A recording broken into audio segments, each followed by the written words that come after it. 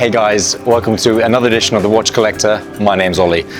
Today we are at a very special event with Angelus watches at the Lansdowne in Mayfair in London to look at a showcase of a number of their models. What I've got for you today are their two brand new ones for 2024 and plus one that's very, very special and really contributes to the history of the brand. But before we do, the obligatory wristwatch check, and today I'm wearing the Laurent Ferrier Sport Auto in blue.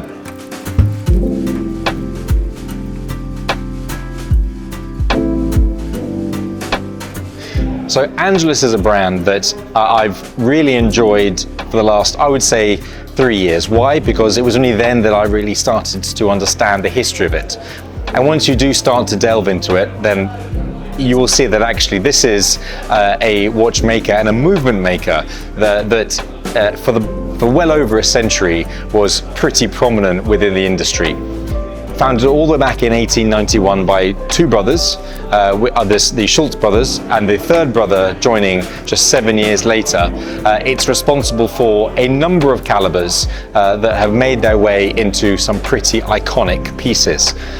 One of which is the Panerai Luminor, the original edition back in the 1940s, and then the SF240 caliber became the mainstay of the piece from 1955. And it's one of those where you can tell if it's got the Angelus caliber by the fact the seconds are at 9 o'clock. So as soon as you see that, you know that the caliber in that piece was an Angelus SF240. Moving to the present day, well, in fact, actually, we're going to take a step back to go forward. And what I've got for you here is a pretty special piece. This is called the Chronodate.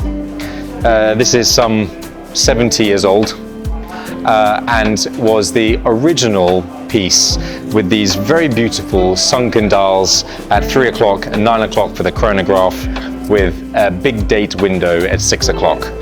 On top of that, you've got very, very beautiful domed sapphire crystal. Why am I talking about this? So they weren't the first to produce a double pusher. They produced a mono pusher chronograph back in 1925.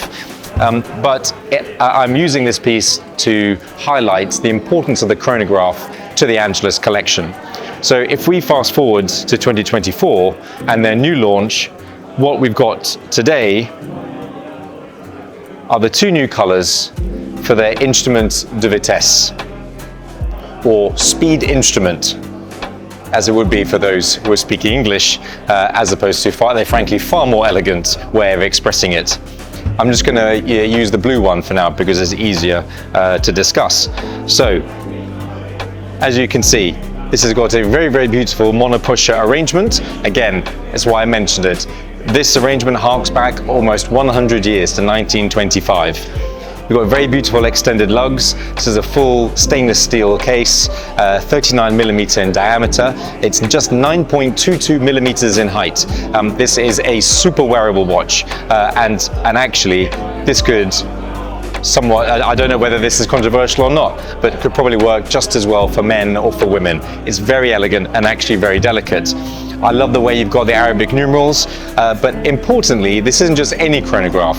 This is not only a monopusher, but also a 1 minute chronograph. So this is specifically to time distances of 1 kilometer. It's got a really, really elegant and silky feel to the way the monopusher works. And the reset is almost perfect, hardly any judder whatsoever. If we flip it over, this is the A5000 movement. Now, this is currently manufactured by Angelus, but actually this caliber was originally designed by THA. And for those of you who know, that was not just done by anybody, but three very special watchmakers of today. Monsieur Jaune, from of course FP Jaune, from Flageolet, from De Bethune, and the third, well, Vianney Halter. And if you're going to design a movement and three people to design a movement, you're not going to get much better than that. three people who have, let's face it, redefined their segments in the watch industry, and look what's happened at their brand since they launched. So it's a 30-meter water-resistant case. You've got 42-hour power reserve. You've got Côte de Genève on the bridges, and you've got 2N grains on the wheels. It's actually a very pretty way of displaying this particular chronograph movement. On top of that, I love the fact that you've got a very elegant blue suede on this version and grey suede on this. Let's throw it on and see how it wears.